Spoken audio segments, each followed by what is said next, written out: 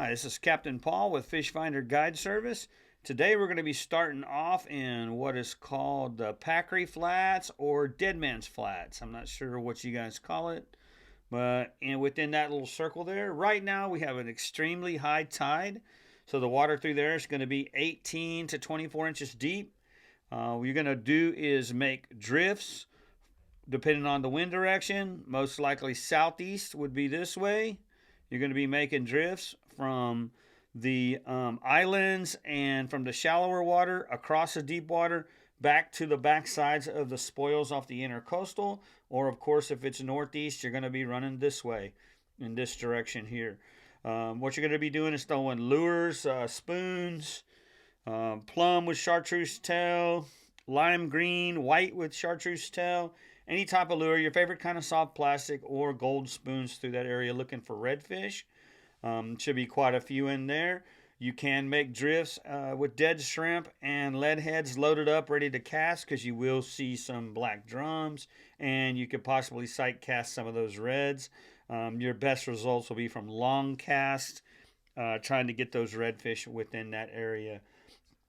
Over here in Dead Man's Hole itself, you can drift through there midday if it's sunny, and you're going to be looking for schools of reds, schools of black drums, little groups of black drums, packs, and you're going to be having your lead heads, maybe 1/4 ounce or 1/8 ounce, loaded up with your dead shrimp, and you're going to be floating through there. When you see the little pods, you're going to try to cast out in front of them and try to get you a couple of black drums for dinner through that area there.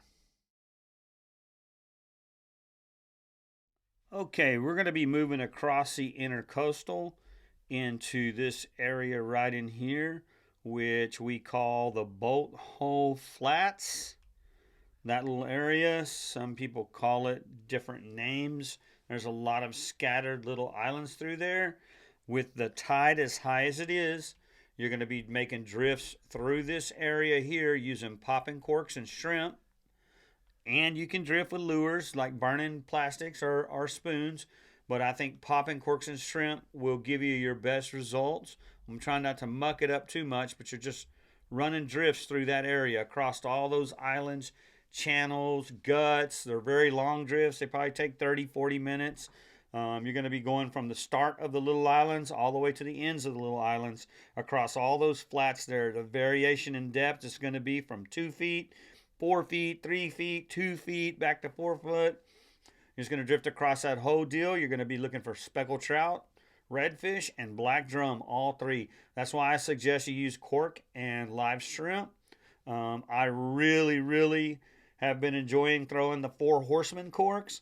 I'm using a 1/8 ounce lead head or a 1/16 ounce lead head and just hooking my live shrimp like I normally would if I was just using a treble hook or maybe a number 2 hook.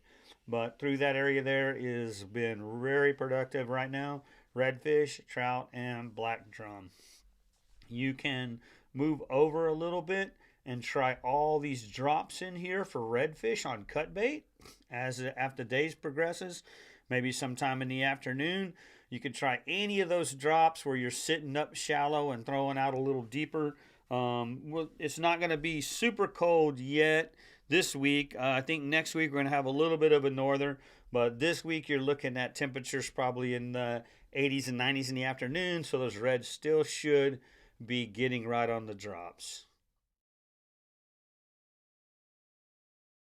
Okay, next we're going to go to the south side of the JFK Causeway, and we are going to be looking in this area right here.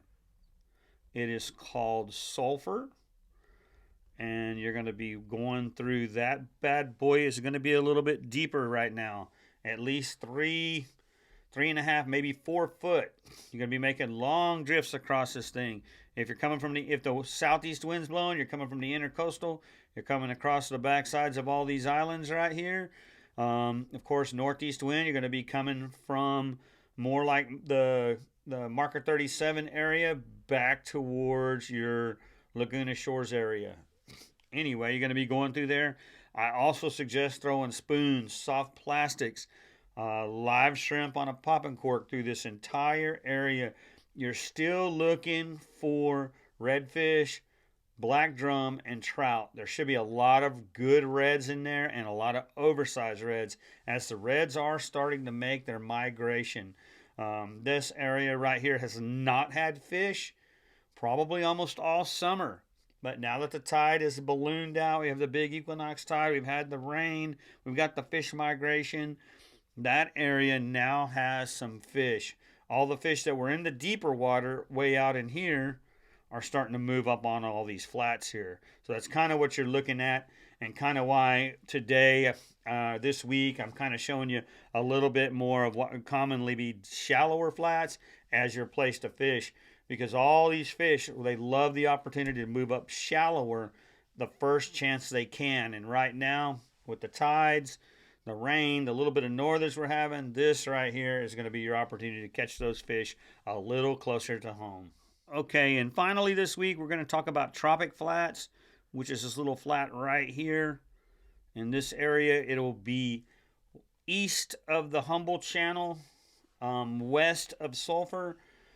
Through that area, you're also going to be throwing popping corks and shrimp or drifting with soft plastics. All this area here, anywhere on those drifts there, you're going to find multiple sand holes, humps, lots of grass. You'll see plenty of bait. It's also a shallower area, although it was holding fish most of the summer. Because of how shallow it is, you will still be holding fish in there in this higher tide. So you guys watch out for each other. Be careful out there. Be courteous and catch plenty of fish and have good luck.